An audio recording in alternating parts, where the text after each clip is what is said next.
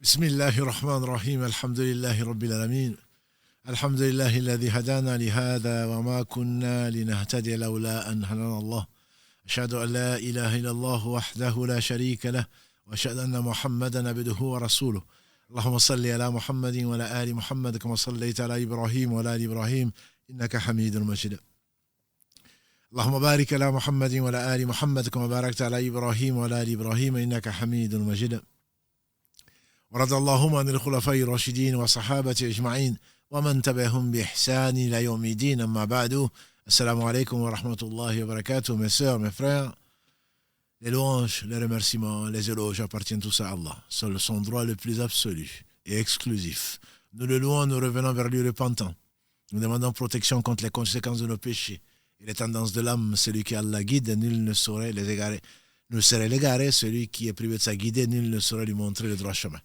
J'atteste donc qu'il est le seul digne d'adoration, le premier qui n'a pas de début, le dernier qui n'a pas de fin, le parfait dans son essence, dans ses noms et attributs, dans tous ses actes.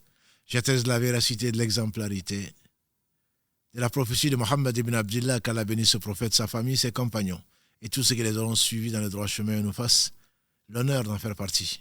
Bienvenue donc dans ce Jardin du paradis, où on évoque Allah subhanahu wa ta'ala, qu'Allah accepte les œuvres qui ont été destinées donc à lui seul, et qu'Allah subhanahu wa ta'ala nous accorde sa miséricorde, nous fasse rentrer au paradis par la porte Ar-Rayyan, qui a été et qui est réservée aux seuls jeûneurs, et ceux qui n'ont pas jeûné, qu'Allah subhanahu wa ta'ala leur permette donc de rentrer dans d'autres portes, par d'autres portes. Le paradis en a 8, comme on le sait.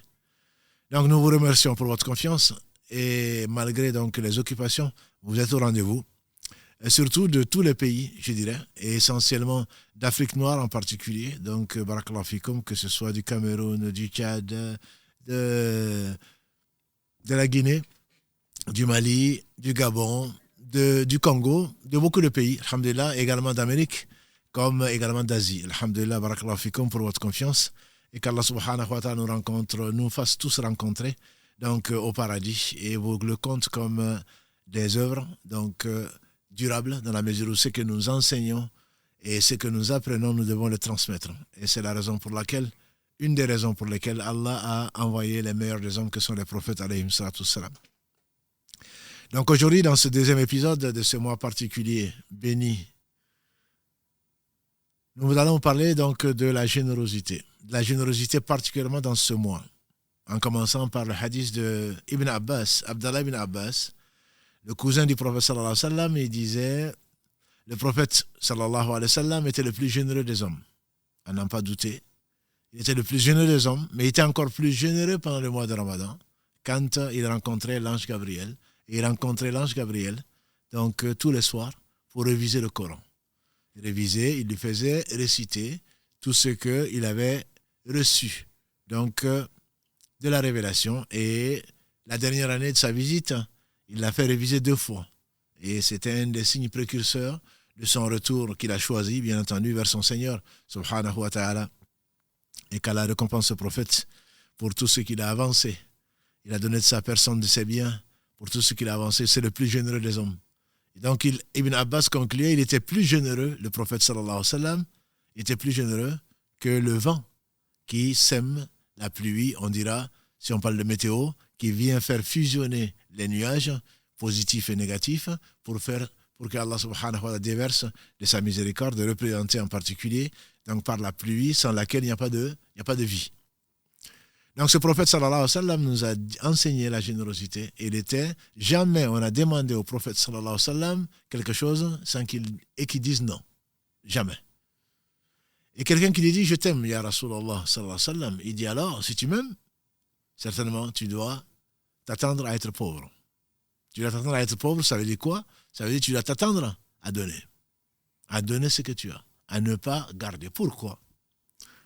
Pourquoi? Parce que Allah subhanahu wa ta'ala est généreux. Je sais pas, en arabe on va le traduire de différentes façons. Généralement on parle de Karim. Al-Karim c'est un de ses noms. On traduit ça donc par le généreux. En réalité, Karim, c'est celui qui donne sans raison. Puisque Allah n'a besoin de rien. Allah donne sans raison. Allah donne sans raison, Allah donne en abondance. Et Allah n'attend rien surtout. Allah n'attend rien de quand il donne. La générosité fait partie de ses attributs. Il est le généreux, subhanahu wa ta'ala. Et en abondance, n'as-tu pas vu que depuis qu'il a créé, celui qui a tout créé sans besoin, il n'a pas cessé de pourvoir à tous les besoins de toutes ces créatures. Il n'y a pas d'être, il n'y a pas de créature dont la subsistance n'est pas garantie par Allah subhanahu wa ta'ala. Il le dit entre autres, verset 6 de la sourate Hud, de la sourate numéro 11. Allah subhanahu wa ta'ala, depuis qu'il a créé, celui qui a tout créé sans besoin, il a fait descendre. Nous avons dit la subsistance à tout ce qu'il a créé et jusqu'au jour où il va hériter de la terre ce qu'elle contient. Et ceci ne représente bien entendu rien, pas grand-chose par rapport à ce qu'il a envers lui, qu'il a réservé à ses élus, les 99% de sa miséricorde. Allah est généreux. Que dis-je? Toute générosité procède de sa générosité. Un des attributs d'Allah, subhanahu wa ta'ala, que l'on voit, mais donc intangible certainement, en tout cas une partie très cachée. Allah dit, subhanahu wa ta'ala, dans la sourate 16, verset 53, وَمَا بِكُم مِّن نِعْمَةٍ فَمِنَ اللَّهِ. وَمَا بِكُم مِّن نِعْمَةٍ فَمِنَ اللَّهِ. C'est-à-dire que aucun bienfait ne vous arrive si ce n'est de la part d'Allah. C'est que tous les bienfaiteurs, tous les généreux ne peuvent être généreux que par la générosité d'Allah subhanahu wa ta'ala. وَمَا بِكُم مِّن نِعْمَةٍ فَمِنَ اللَّهِ. Tout bienfait qui vous arrive, ça vient de la part d'Allah subhanahu wa ta'ala. Et donc Allah a pourvu à tous les besoins. Et entre autres dans la sourate donc 51 Dhariyat, quand il dit, nous enseigne pourquoi il nous a créés, il dit وَمَا خَلَقْتُ الْجِنَّ وَالْإِنسَ إِلَّا لِيَعْبُدُونَ.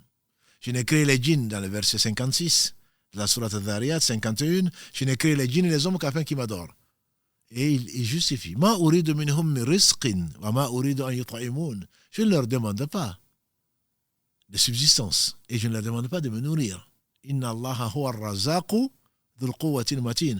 Allah, c'est lui le pourvoyeur de tous les besoins et c'est lui le détenteur de la force inébranlable. Et donc ce ar-razzaq qui est différent de Karim, donc on a dit c'est celui qui donne sans raison. C'est celui qui donne sans attendre quoi que ce soit. C'est celui qui donne en abondance. Ar-Razaq, c'est l'un des noms d'Allah subhanahu wa ta'ala. Et dans le Tawhid Rububiyya, comme les savants l'expliquent à leurs élèves, c'est-à-dire l'unicité d'Allah dans la seigneurie, c'est savoir que Allah seul crée. Inna Allaha huwa ar-Razaq. Allah huwa al-Khaliq. Ar-Raziq al-Mudabbir. Allah, il est celui qui a tout créé. Wallahu khalaqa kulli shay. C'est lui qui a tout créé. C'est lui qui pourvoit à tout besoin. C'est lui que tu vois, ce que tu ne vois pas. Que ce soit les djinns, que ce soit nous, que ce soit les animaux, que ce soit les plantes, que ce soit tout ce qui existe, c'est Allah qui pourvoit à tout besoin. Il est Ar-Razaq. Il est, subhanahu wa ta'ala, celui qui contrôle tout ce qui se fait, qui administre tout ce qu'il a créé dans les cieux comme sur la terre. Il n'y a pas d'autre administrateur, entre guillemets, que lui, subhanahu wa ta'ala. Il est Ar-Razaq. Tout ce qu'il a créé, dont il n'a pas besoin, ça dit que pourvoit à tous leurs besoins jusqu'à un moment déterminé. Et donc Allah donne matin, midi et soir. Il dit dans ce fameux hadith de Abu Dhar, radiallahu ta'ala, qui est rapporté par l'imam Muslim, qui est le hadith bien aimé par les savants du Sham, qui commence par Ya ibadi inni haramtu dhulma ala nafsi, ô mes serviteurs, je me suis interdit d'injustice, je vous la rends également interdite entre vous. Il dit ô mes serviteurs, hommes et djinns réunis, du premier au dernier, si vous mettez sur une partie de la terre et que chacun donne, chacun demande ce qu'il veut, et que Allah donne à chacun ce qu'il demande, cela n'amènerait rien à ce qu'il possède. Parce qu'il est le seul riche. Pour donner, il faut l'avoir. Il est le seul riche. Et donc, pas plus que ce qu'il va donner ne représente pas plus que ce qu'une aiguille trempée dans l'eau de la mer peut emporter d'eau en retranchant l'aiguille donc de l'eau de la mer par rapport à l'étendue de la mer. Donc Allah a pourvu à tous les besoins. Allah pourvoira aux besoins de toutes ces créatures. Et cela n'amènera rien dans ce qu'il a. Allah a donné. Allah a donné parce qu'il est riche. Parce que la pauvreté n'a pas de place parmi les attributs d'Allah subhanahu wa ta'ala, puisque tout lui appartient. Tout lui appartient. Walillahi ma fi samawati wa ma fi al-ard. On le dit souvent, notamment dans le verset 284 de la sourate Al-Baqarah. Walillahi ma fi samawati wa ma fi al-ard. Ou ailleurs, Walillahi ma fi samawati wa ma fi al-ard. À Allah appartient tout ce qui est dans les cieux, ce qui est sur la terre. C'est pour cela qu'il invite ses serviteurs à donner. Wa anfiqu mimma razaqnakum. Dépensez de ce que nous vous avons donné, c'est-à-dire lui, subhanahu wa ta'ala. Et il demande, subhanahu wa ta'ala, de lui prêter. C'est que Allah nous a créé la vie et la mort, il pourvoit tous les besoins, mais ces besoins, soit on les consomme, entre guillemets, soit on donne aux autres. Et ce que les gens les plus aimés d'Allah, subhanahu wa ta'ala, ce sont les gens qui sont au service des autres. Bien sûr, le don n'est pas seulement que financier, bien qu'il soit important, c'est le nerf de la guerre, mais le don, c'est également de sa personne, de son temps, de sa science, de son amour. Tout ceci fait partie du don en général. Cette générosité se traduit par quoi? Par une excellente foi. En effet, quand Allah demande de donner, quand Allah a créé et qu'il a donné à certains un peu plus que d'autres, ce n'est pas parce que la pauvreté, ce n'est pas par pauvreté. Allah dit dans la sourate Al-Fatir, 35, verset 15, Ya ayyuhan nasu, antumul fuqara ila Allah, wallahu huwa al-ghani al-hamid. Oh, vous les gens, vous êtes des indigents, vous êtes tous pauvres vis-à-vis d'Allah, et c'est Allah qui est le seul riche, al-ghani, celui qui se passe de tout, al-hamid, le digne des louanges. Donc Allah étant al-ghani, c'est celui qui n'a pas de besoin. Allah, il est le riche. Et donc Allah subhanahu wa ta'ala, il a donné à certains et pas à d'autres, et moins à d'autres plutôt. Mais tout ce que les gens possèdent ne représente pas chez Allah pas plus qu'epsilon par rapport à l'infini. Et donc si Allah a voulu que certains soient plus aisés entre guillemets dans ce bas monde, ce n'est pas forcément un bon signe pour eux. Le prophète sallallahu alayhi wa sallam nous a dit que le riche, pour qu'il entre au paradis, il ne faut pas qu'il cesse de donner à droite, donner à gauche, donner devant, donner derrière. Et donc c'est une épreuve. Et donner n'est pas facile. Certains sont prêts peut-être à se sacrifier plutôt que de mettre la main à la poche. Parce que donner, tu as Satan qui, sur le ce qu'il mérite, qui te fait craindre la pauvreté. Or, comme le dit Ibn Qayyim, quand il fasse miséricorde, la richesse du pauvre, c'est qu'il sait qu'il est pauvre. Nous sommes tous pauvres.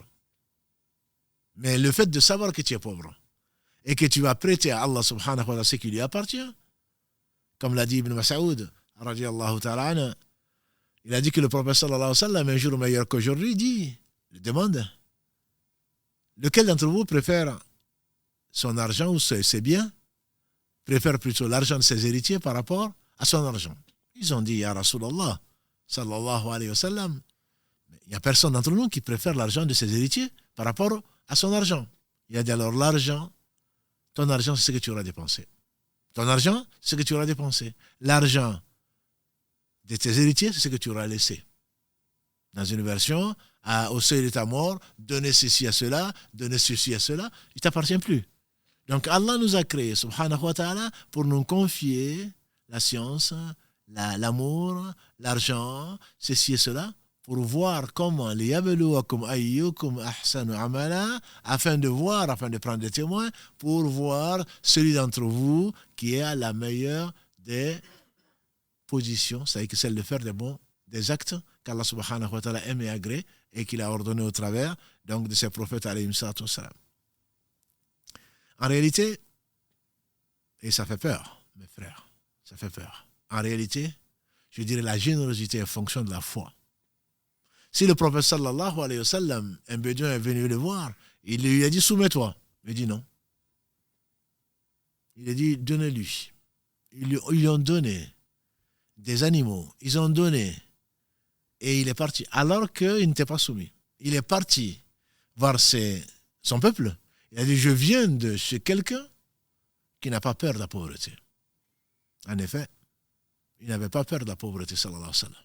Et comme avec Si Mohammed, on le disait il n'y a pas si longtemps dans une des émissions, quand on dit que le prophète sallam était pauvre, il a demandé à Allah de vivre pauvre, de mourir pauvre, ce qui a été le cas, et d'être ressuscité avec les pauvres. Et là, il a visité le paradis, la majorité des habitants du paradis sont des pauvres. Pauvre, ça ne veut pas dire qu'on n'a pas. Pauvre, ça veut dire qu'on sait qu'on est pauvre et que tout appartient à Allah et qu'on le dépense. Pauvre, c'est surtout la conscience. La conscience que tu crois en l'au-delà. Et c'est là où je disais que ça fait peur. Satan, il te menace de pauvreté. Ne donne pas. Et qu'est-ce que tu vas laisser à tes enfants, à ta famille, et demain, et ceci et cela. Mais quand tu sais que tu es pauvre, et que Allah, comme l'a dit le prophète sallam, la dépense n'a jamais diminué dans le bien de qui que ce soit. Dépenser, ça n'a jamais diminué dans le bien, ni ici-bas, ni dans l'au-delà.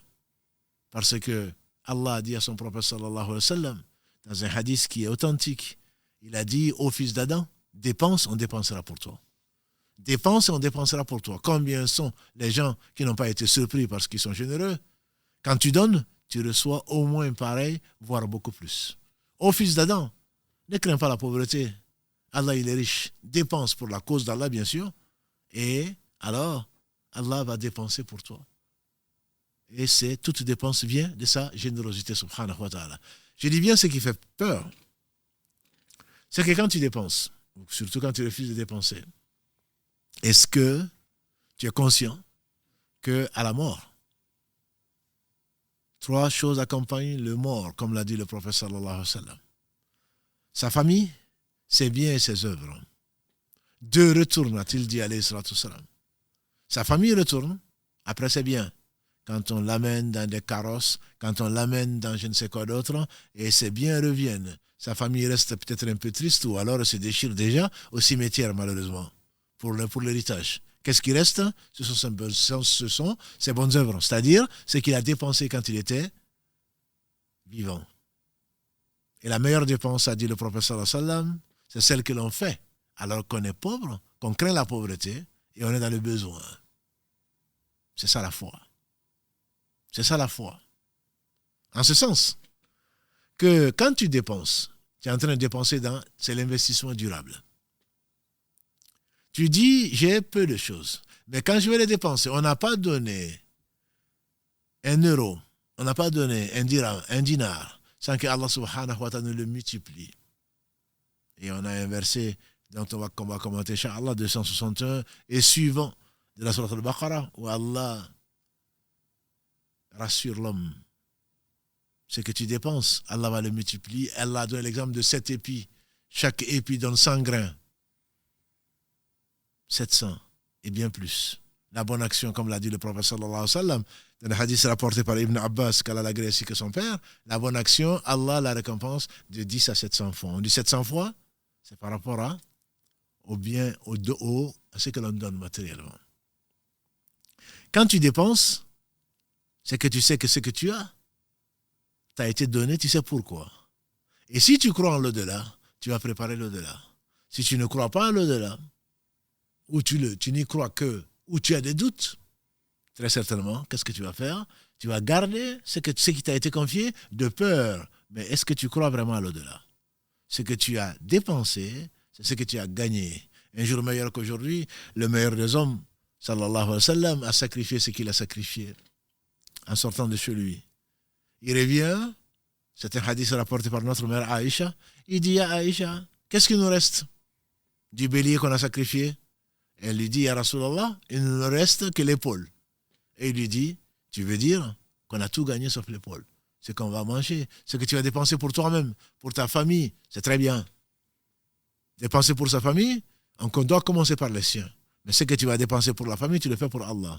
Tu sais qu'Allah va te rétribuer. Ce que tu vas dépenser pour autres, surtout les orphelins, les proches qui sont miséreux, les démunis, etc., c'est les constructions des mosquées, l'entretien des mosquées et de construire des écoles. Tout ce qui est dans le chemin d'Allah subhanahu wa ta'ala, c'est que tu crois en Allah premièrement. Tu crois que ce que tu as gagné, c'est ce que tu auras donné. Parce qu'Allah subhanahu wa ta'ala n'a jamais trahi sa promesse. Il ne trahit pas. Allah subhanahu wa ta'ala, quand tu lui donnes, Man dha alladhi yuqridu Allahi qaradan hasana. Dans la sourate Al-Hadid 57, Allah dit, qui est-ce qui va prêter à Allah d'un beau prêt? En effet, c'est comme si tu lui confiais ce qui lui appartient déjà. Tout lui appartient. Tu lui dis, tu m'as donné ça, je te le redonne parce que je te fais confiance. Tu m'as donné ça, je te le donne pour que tu le fructifies.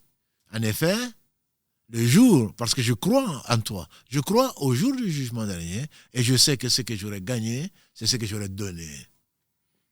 Ils sont synonymes. Gagner et donner, en général, on pense que quand on donne, on perd. Non, au contraire. C'est le contraire.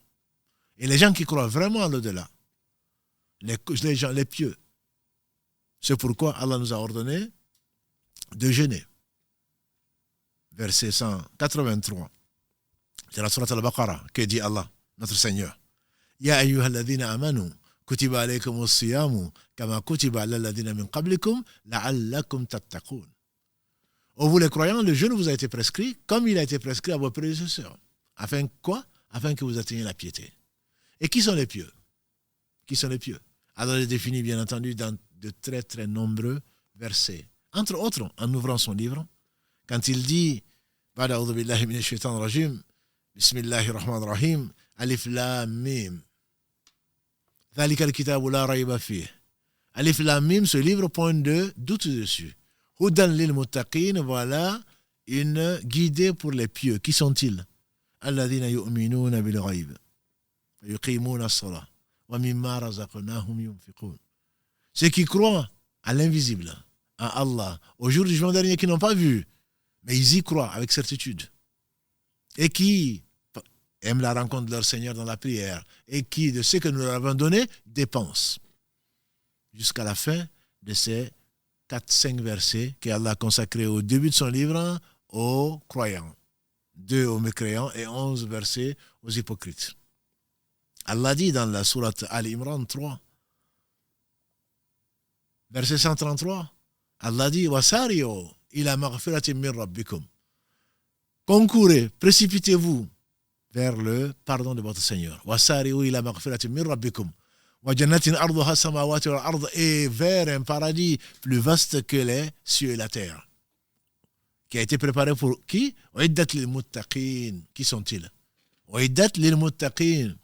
Qui a été préparé pour les pieux. Qui sont-ils? Allah commence pas par la foi. Alladhina yunfiquna fi sarra'i wad darra wal kadhimina al ghayz wal 'afina 'anil nas wallahu yuhibbul muhsinin. C'est ceux qui dépensent. Yunfiqun. Ils dépensent dans la difficulté comme dans l'adversité comme dans l'abondance. Et ensuite, il parle des autres qui al-khadimin al-ghayz, qui retiennent leur colère, wal-afina an-nas, et qui pardonnent aux gens. C'est également une façon d'être généreux. Mais la dépense, fi sabilillah, elle est extrêmement délicate et elle correspond, je vous dis, au degré de foi. Il y avait pour exemple, quand à Tabouk, Allah a éprouvé en année 9. C'est à propos de cette bataille de Tabouk qui n'a pas eu lieu que bonne partie de la sourate 9 Tawbah ou Al-Bara, le désaveu ou le repentir, comme on le traduit, la sourate numéro 9 a été révélée. Allah a révélé le fond des hypocrites. Il leur a promis, et sa promesse est vraie, et ils l'ont déjà vu, l'enfer, que Dieu nous en préserve. Faire semblant de croire alors qu'ils ne croient pas. La prière, on l'a fait. Le jeûne, on prétend la faire. Mais dépenser, c'est as-sadaqa burhan, comme l'a dit le prophète sallallahu alayhi wa sallam. As-sadaqa burhan, le fait de donner, cette générosité est une preuve de foi.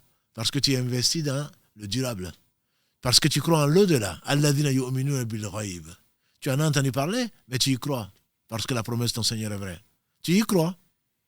Et là, parce que tu y crois, tu vas avancer pour toi ce qui va te réjouir demain. Parce que ton Seigneur aime cela, alors que s'il te l'a donné, c'est pour te tester. À Tabouk, donc, le prophète sallallahu alayhi wa sallam, d'habitude, il ne disait pas où il allait. Allah lui a ordonné, et il a été menacé par les Byzantins, On a estimé à 300 000 Byzantins qu'on avait préparés pour envahir Médine. 300 000 Byzantins. Bien plus que la population, bien entendu, 10 fois, peut-être 100 fois plus que la population de Médine de l'époque. Et quand le professeur Sallam a entendu ça, il a décidé d'aller à leur rencontre plutôt que de les attendre. On dit que la meilleure défense, c'est l'offensive, c'est l'attaque.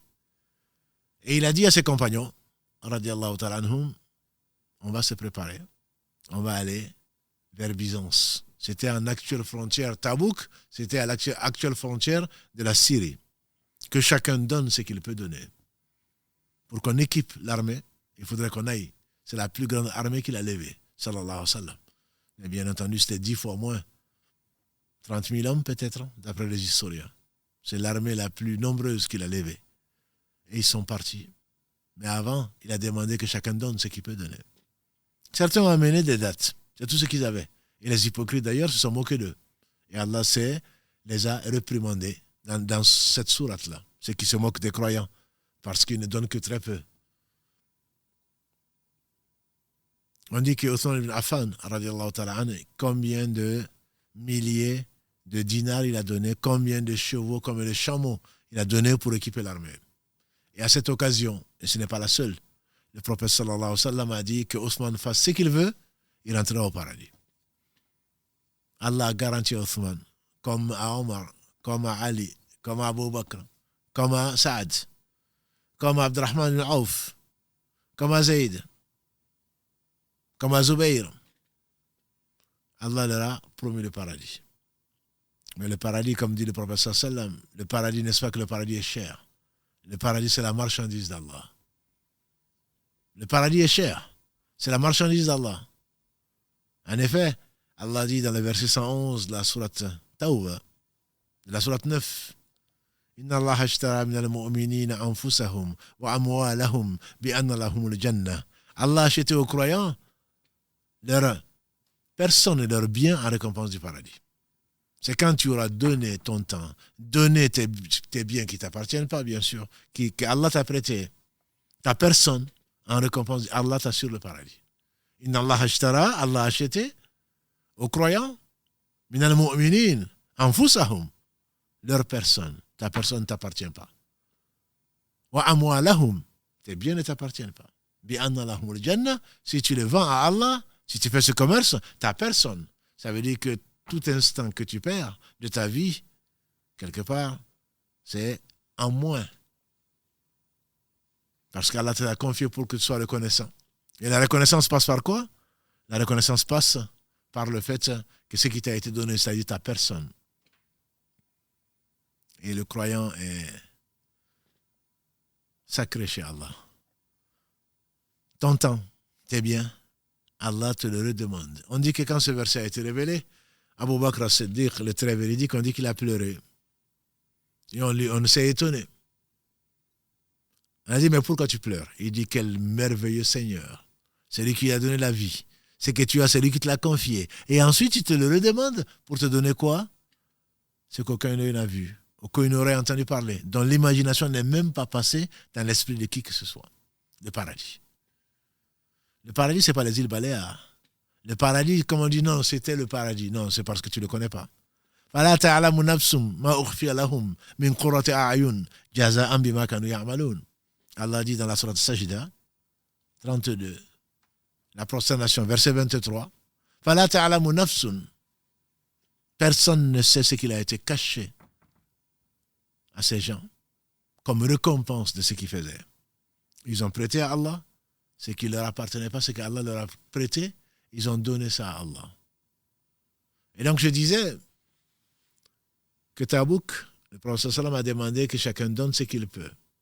Les uns et les autres ont donné, on dit que c'est Omar ibn Khattab, Kalalagré, il a dit, et ça c'est la bonne compétition, il a dit aujourd'hui, je vais dépasser Abu Bakr. Parce qu'il faut être excellent, il faut viser plus, ne pas regarder qu'en bas, moi je suis mieux qu'un tel. Non, telle personne a donné tant, moi je vais donner plus. Ça c'est l'ambition. L'ambition, pas de cette vie, l'ambition pour l'au-delà. Parce que tu es convaincu que ce que tu auras avancé, Allah il va te récompenser beaucoup plus que ce que tu vas garder et que ce que tu vas imaginer. Parce que tu y crois. C'est pour ça que je dis que le don et la foi sont proportionnels. Quand tu donnes, plus ta foi, ça prouve que ta foi est grande. Et c'est grâce à Allah que ta foi est grande, c'est grâce à Allah que tu peux donner. Et donc, Omar est venu trouver le prophète sallallahu alayhi wa sallam et quand il a vu, il a souri. Il a dit, Ibn Khattab, qu'est-ce que tu as amené? Omar, content, il a dit, voilà ce que j'ai donné à Allah. Il a demandé, qu'est-ce que tu as gardé? Il a dit, j'ai gardé l'équivalent à la maison. Il a dit qu'Allah bénisse ce que tu as donné et bénisse ce que tu as gardé. Et Allah sait, subhanahu wa ta'ala, ce qui va se passer. Il a révélé au prophète sallallahu alayhi wa sallam. Qui va arriver ensuite? On aperçoit Abu Bakr, radiallahu anhu, avec certainement un peu de choses dans la main. J'imagine une poche comme au bled. Il a juste un mouchoir avec le peu qu'il avait dedans. Je l'imagine. Allah seul sait ce qu'il avait. Et le prophète sallallahu alayhi wa sallam, quand il a aperçu Abu Bakr, il a souri. Il ne parlait pas de lui-même, sallallahu alayhi wa sallam. In huwa illa wahyun yuha. Ce n'est qu'une révélation révélée. Et voilà que le prophète sallallahu alayhi wa sallam sourit. Il dit, et toi Abu Bakr, qu'est-ce que tu as apporté? Abu Bakr dirait, ou il a dit, voilà ce que j'ai apporté, que moi je traduirais. Je n'ai apporté que ça. Pas satisfait de lui-même. Je n'ai apporté que ça. Il a dit, qu'est-ce que tu as laissé chez toi? Il a dit, j'ai laissé l'amour d'Allah et de son messager. Il a apporté tout ce qu'il avait. Et comme le disait quelqu'un de mieux que moi, Abu Bakr ne nous a pas dépassé par le nombre de prières, et Allah seul sait qui priait. Par le nombre de jeûnes, et Allah seul sait qui jeûnait. Mais il nous a dépassé par ce qui est dans son cœur.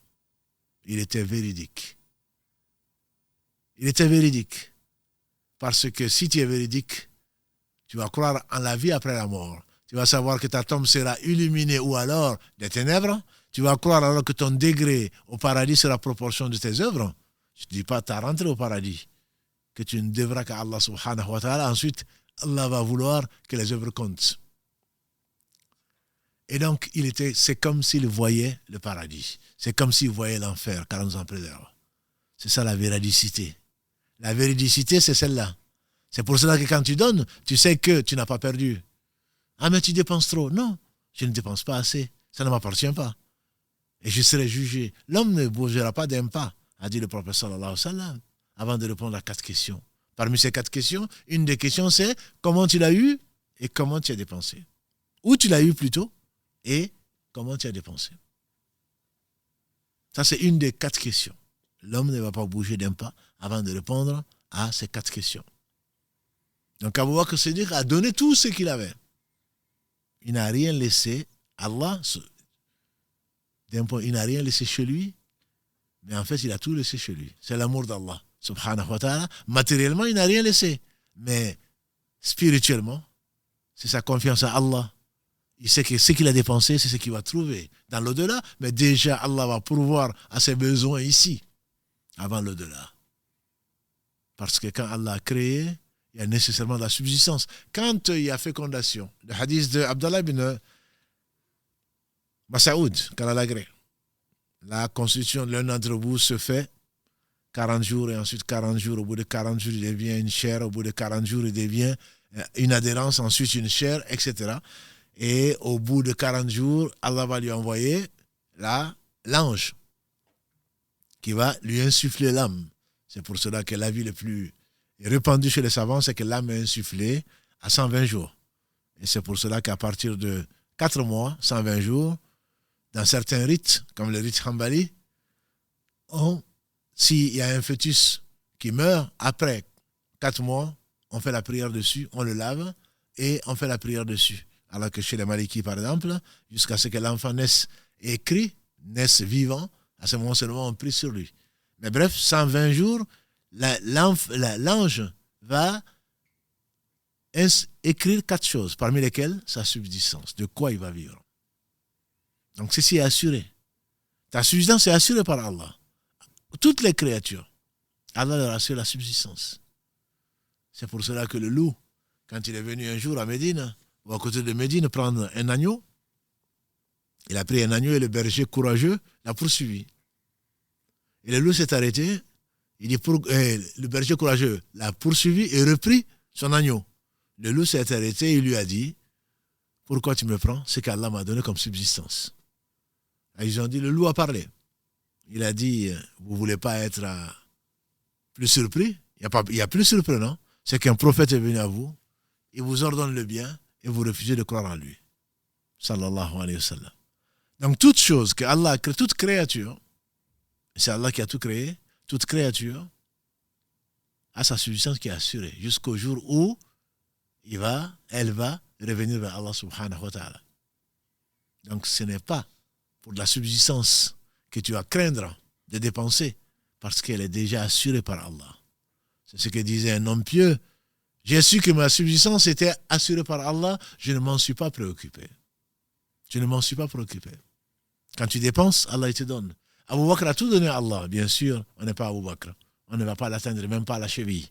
Mais on va les aimer. Les aimer, c'est quoi? C'est pas seulement aimer Abu Bakr dans le cœur, c'est aimer ce qu'il a fait. C'est le prendre comme modèle. Et lui, il avait pris le prophète sallallahu alayhi wa sallam comme modèle, comme on l'a dit, qui ne cessait de donner matin, midi et soir tout ce qu'il avait. Il serait prêt, alayhi salatu wa sallam, à emprunter pour donner, sallallahu alayhi wa sallam.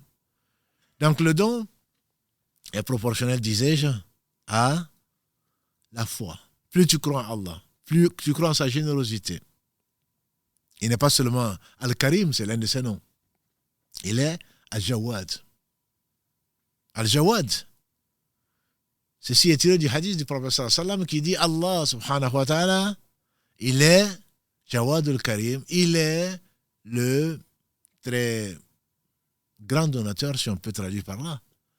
Il a honte, entre guillemets, de renvoyer les mains vides de son serviteur.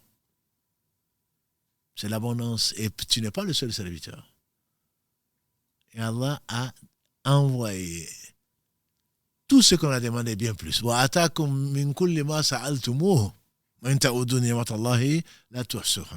Allah vous a donné tout ce que vous lui avez demandé, et bien plus. Et si vous mettez à dénombrer les bienfaits d'Allah, jamais vous ne saurez le faire. Surat Ibrahim, alayhi salatu salam. Donc ce Seigneur, subhanahu wa ta'ala, c'est lui qui donne en abondance. Et il est également Al-Wahhab. Al-Wahhab, quand il y a un shidda sur le ha, comme quand Allah subhanahu wa ta'ala parle de Al-Ghafour, c'est celui qui pardonne. Al-Ghaffar, c'est le très grand pardonneur. Al-Wahhab, rien qu'à l'entendre, on sent de l'amplitude, de l'intensité, c'est celui qui ne cesse pas de donner. Mais non seulement Allah donne, Allah, il est celui, Al-Wahhab, c'est celui qui donne sans que tu demandes. N'as-tu pas vu que tu as beaucoup plus que ce dont tu as besoin? Tu as beaucoup plus que ce que tu demandes. Tu ne demandes même pas et Allah te donne. Il donne aux gens qui lui ont obéi. Et malheureusement pour nous, ils sont très peu. Comme Satan l'a anticipé. Très peu de ses serviteurs seront reconnaissants. Il donne aux gens qui lui désobéissent. Et c'est la part de l'enfer qu'Allah nous en préserve. Et pourtant, Allah ne cesse pas de donner et d'être généreux et d'être le très grand donateur sans rien attendre de qui que ce soit. Sans raison et sans même que tu lui demandes. Mais si tu ne lui demandes pas, il se fâche. Subhanahu wa ta'ala, parce qu'il donne. Parce que tu as oublié que tu es pauvre, parce que tu as oublié que tout dépend de lui. Subhanahu wa ta'ala. Donc le don, c'est ce que nous avons choisi aujourd'hui comme thème. Et également, on vient de présenter donc à la mosquée et on veut investir dans le durable, comme nous avons voulu donner à cette série, courte série du Ramadan, ce titre, donc l'investissement durable, c'est le fait donc de recruter 2000 personnes qui s'engagent pour le temps qu'Allah a voulu, au moins pendant 1 an, de donner 20 euros. 20 euros, donc pour l'entretien de la mosquée, mais également pour l'investissement que la mosquée fait et compte faire pour aider les autres, pour l'entretien du bâtiment, parce que, comme vous le savez, on a un bâtiment qui est très grand, walillahi alhamd, qu'il faut entretenir, mais c'est également pour venir en aide aux démunis, pour venir en aide aux gens les plus fragiles parmi nous, que ce soit les personnes âgées, les illettrés, les personnes handicapées, etc., parce que la mosquée n'est pas que, comme si Mohammed Barakallahu fi nous a souvent répété dans les émissions qu'on a fait, la place de la mosquée dans la vie. La mosquée, c'est l'essence, elle a un rôle social également, en plus du rôle spirituel. L'important, disait le philosophe, n'est pas ce que l'homme dit de sa foi, c'est ce que la foi fait de l'homme. Le plus utile, le plus aimé d'Allah subhanahu wa ta'ala parmi ses serviteurs, c'est celui qui est le plus utile. Par conséquent, la mosquée a des projets, pas seulement des sciences que nous essayons, grâce à Allah, et pour Allah, on l'espère, diffuser, mais également être au service des autres d'un point de vue matériel. Rendre le sourire à quelqu'un, c'est une sadaqa. Et tout ceci, on pourra le faire, Inch'Allah, toujours grâce à Allah, et sa grâce suffit, puis au travers donc des donateurs qui savent que ce qu'ils investissent, qui croient en Allah, qui croient au jour du jugement dernier, qui savent que ce qu'ils investissent, Allah le leur donnera, leur rendra bien plus que cela. Et donc, nous sommes à la recherche, le projet du pôle communication, et dans lequel, donc, comme vous savez, si Mohammed qui m'accompagne souvent, et n'eût été les problèmes logistiques ou techniques, il est présent ici. Donc, si Mohammed Adja, que vous entendez en voix off, Karim, que vous connaissez tous, donc, avec donc, l'équipe de projet donc, de l'équipe de la communication de la mosquée, c'est de recruter, c'est de trouver 2000 sœurs et frères qui s'engagent à donner 20 € par mois. Pour l'Afrique, c'est peut-être beaucoup, mais pour l'Europe, alhamdulillah, en général, on arrive à le faire par mois, je dis bien. Et donc, 2000 frères et sœurs qui s'engagent donc à soutenir les activités de la mosquée, y compris donc l'activité que vous avez des lives, pas que les lives, les vidéos et tout le reste sur nos différents supports. Alhamdulillah, donc pour nous permettre de continuer sans souci, Inch'Allah, et d'être surtout indépendants. Donc ceux qui veulent donc s'engager à cela, c'est qu'ils veulent être des adhérents donc de pour promouvoir ce projet, peuvent tout simplement aller sur notre site, donc investir.mosquée-mirail-toulouse.fr. Ça va s'afficher bien entendu sur donc nos différents réseaux. Je répète, investir.mosquée-mirail-toulouse.fr, un peu comme l'adresse de notre site, à part que là, on le fait précéder par investir.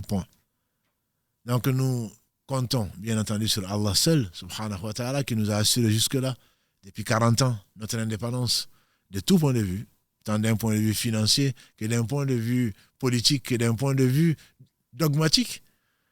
Nous ne comptons que sur Allah subhanahu wa ta'ala en espérant qu'il va accepter, après nous avoir inspiré la sincérité, qu'il va accepter ce que nous avons fait et qu'il nous pardonne nos péchés, ainsi que donc tous ces frères, toutes ces sœurs que nous aimons tant, même sans les connaître, qui nous font confiance et comptant sur la récompense d'Allah subhanahu wa ta'ala et voulant vivre, surtout l'esprit de l'islam, cette fraternité qui n'a pas de pareil, ni à l'ouest ni à la gauche, cette fraternité qu'Allah subhanahu wa ta'ala, il en a fait un devoir et il a comblé les croyants, il les a définis comme frères, ayant le même but, ayant le même Seigneur, ayant la même religion, ayant donc le même prophète, qu'Allah subhanahu wa ta'ala les bénisse tous. Donc je vais m'arrêter là pour l'instant et s'il y a des questions donc, sur ce sujet ou sur d'autres, je suis prêt, Inch'Allah, à y répondre, peut-être en commençant par les questions écrites. Mohamed. Assalamu alaikum wa rahmatullahi wa barakatuh. Barakallahu fik, Cheikh. Alors, il y a quelques questions qui sont arrivées, effectivement. Désolé, j'étais en train de lire pas mal de commentaires, etc. Donc, une personne qui cherche à savoir s'il était préférable de faire une sadaqa ou de faire un don de suite quand on reçoit de l'argent, c'est-à-dire, voilà, je sais pas, elle a eu un parent ou une prime d'emploi, par exemple, est-ce qu'elle doit faire un sadaqa de suite ou est-ce qu'elle peut cumuler pour le faire plus tard? Alhamdulillah, la meilleure des choses, comme le dit le hadith, la meilleure des choses, c'est celle qui est la plus réfléchie, bien entendu, mais la plus rapidement exécutée. Il ne faut pas laisser de place à Shaitan. Comme d'entre nous ont des projets de construire, de beaux projets, de dépenser pour leurs parents, pour leurs proches, etc. Et puis finalement, ils le gardent. Parce qu'on ne sait jamais. Non, Shaitan, il nous fait craindre donc la pauvreté. Et par conséquent, dès que l'homme peut, il faudrait les dépenser. Et Allah seul sait, comme Allah le dit, subhanahu wa ta'ala. Dépenser avant qu'un jour ne vienne ou que tu ne puisses plus le faire et que tu dises au Seigneur, fais-moi vivre un peu plus ou ramène-moi, je vais le faire. Donc quand on peut le faire, je ne parle pas de la dépense irréfléchie, je ne parle pas des gens, comme on le dit, l'argent brûle leurs mains ou les brûle, dès qu'ils ont quelque chose, ils s'en débarrassent. Non, c'est réfléchi. Pour moi, c'est l'au-delà. C'est l'au-delà en le donnant à l'autre. Et donc, en le donnant aux proches, en le donnant aux mosquées, en le donnant donc aux gens qui en ont besoin, en donnant aussi que Allah aime qu'on dépense. Les postes de dépenses qu'Allah subhanahu wa ta'ala nous a indiqués dans son livre ou par la bouche de son prophète sallallahu alayhi wa sallam. Donc il ne faut pas attendre, Quand on veut faire du bien, il ne faut pas attendre. Il ne faut pas attendre. La meilleure des choses, c'est ce que l'on fait le plus tôt possible. Encore une fois, je dis dans ce que Allah aime et agrée. Barakallahu fik, cher. Une question aussi qui semble intéressante. Comment savoir si un don qui a été fait sincèrement a été accepté par Allah subhanahu wa ta'ala? C'est une question que l'on se pose, en réalité qu'on ne doit pas se poser. Si vraiment elle est sincère, on demande à Allah subhanahu wa ta'ala de nous rendre sincères. Ce qu'il faut savoir, c'est qu'Allah n'a besoin de rien. Allah te donne l'occasion de pouvoir dépenser, de lui prêter ce qui lui appartient. Et donc, s'il t'a donné, c'est lui qui t'a inspiré cette sincérité. Si tu es sincère, je ne m'inquiète pas pour toi. Mais la sincérité a des critères. On me demande souvent comment est-ce qu'on sait qu'on est sincère. Je ne peux pas y répondre. Par contre, ce que je sais, c'est je sais quand je ne suis pas sincère. Et donc, là, une fois que l'on a dépensé, qu'on ne se soucie pas, qu'on oublie même ce qu'on a dépensé. Allah n'oublie pas. Donc, le résultat ne dépend pas de nous. Allah nous demande de faire des efforts. Il nous a confié quelque chose. Malgré la difficulté, ou malgré les difficultés dans lesquelles nous vivons, pour notre bien, Allah nous permet de nous détacher de cette chose à laquelle nous tenons. Et il nous permet donc de dépenser pour lui. On peut oublier, le résultat est déjà compté. On n'a pas à se poser des questions. D'ailleurs, souvent, Satan dit, attention, fais attention, ne donne pas à un tel, ne donne pas à telle mosquée, ne donne pas à tel ceci. Si jamais il y a des arnaqueurs, il y a des ceci, ça, c'est pas ton problème. Tu donnes, tu comptes sur Allah. Tu l'as fait pour Allah, alors il n'y a pas de souci. Un homme est venu, on le trouve dans An-Nawawi, quand il fasse miséricorde, dans son Riyad Salihin, si ma mémoire est bonne, c'est dans le premier chapitre, à l'Ikhlas. Quelqu'un est sorti pour une sadaqa. Dans la nuit, il s'est caché pour éviter l'ostentation. Et sur qui il tombe? Il donne sur quelqu'un. Il donne à quelqu'un. Ensuite, le lendemain, son fils lui dit, il y a quelqu'un qui est venu à la mosquée, il m'a donné une sadaqa. En fait, c'est son père qui l'a donné. Le lendemain, il prend des précautions, il va donner une sadaqa, et ça retombe à nouveau sur son fils. Et le surlendemain, il fait pareil. Il va se plaindre au prophète sallam qui va lui dire, ton fils a eu ce qui lui était destiné, quant à toi, tu as eu la récompense de ce que tu as voulu faire. Donc, peu importe la personne, bien sûr, on va faire des enquêtes pour voir vraiment si ce sont des gens qui sont sérieux ou pas, mais souvent on est là, non, mais est-ce que tu connais une association sérieuse? Bien entendu, on pense du bien de nos frères, et il y a des traces de leur sincérité, on leur donne, peu importe si la chose arrive, c'est que nous aimons faire, comme creuser des puits, comme construire des mosquées. Si par malheur, ils ont été touchés par Satan et qu'ils ont détourné cet argent, nous, notre récompense, elle est pleine et entière et il n'y a pas de souci à faire. On peut même oublier ce qu'on a fait pour Allah et on le retrouvera au jour du jugement dernier, Inch'Allah. Inch'Allah, barakallahu fik, cher. Je crois qu'on a un appel en attente, Karim. Allô? Oui, salam alaikum. Allô, salam alaikum. Vous êtes en direct, Inch'Allah. Merci. Vous allez bien? Alhamdulillah. Salam alaikum à vous tous. Alors, ma question, c'est est-ce que le fait de travailler sans mon voile rend l'argent que je gagne illicite? Vous savez, on a déjà traité le sujet de illicite. Le haram, c'est Allah qui le définit. Non, le fait de travailler, si tu travailles dans un domaine qui est un domaine qui est permis, tu travailles avec bonne conscience et tu fais ce qui t'a été demandé dans un domaine qui est permis, ton argent est halal. Mais ceci n'est pas une garantie que tu n'as pas de péché, puisque ce que tu fais, et tu le sais, voilà, tu désobéis à Allah, c'est d'un côté, et en même temps, l'argent que tu as est halal, et je t'invite à participer aux bonnes œuvres, et Inch'Allah, comme Allah dit, Wallahu yuhibbul muhsinin, quand il parle des pieux, et Allah aime les gens qui font du bien. Et donc, Ibn Qayyim, quand il fasse miséricorde, il disait en substance qu'il y a trois fleuves par lesquels Allah fait passer son serviteur dans ce bas monde pour qu'il soit pur. Nous montre au paradis, nous montre vers Allah que ce qui est pur. Parmi ces trois fleuves, c'est le fait donc de demander le repentir, comme on a vu la semaine dernière, et il y a également la bonne action qui efface la mauvaise. Allah aime les gens qui font du bien. Voilà. Et donc le troisième fleuve, c'est les épreuves qu'on peut avoir dans la vie, de ce que l'on aime, surtout ce que l'on n'aime pas, etc., que ce soit des maladies, que ce soit des soucis, etc. Allah en fait l'occasion pour nous pardonner. Mais il est clair qu'en travaillant, ce qui vient de la sueur de ton front est considéré comme halal tant que le domaine est un domaine qu'Allah a permis, et tout est permis sauf ce qu'Allah a interdit. Donc le principe, ce n'est pas que c'est interdit, tout est permis. Si tu es dans un domaine que Allah a permis, tu fais des efforts consciencieusement, tu fais ton travail, ton argent est halal, Inch'Allah. D'accord. Et du coup, c'est la crèche, il n'y a pas de problème sur cela. Mais la crèche, je n'y vois pas, je ne suis pas mufti, mais je n'y vois pas, a priori, il n'y a pas de problème pour travailler dans une crèche et éduquer, j'espère.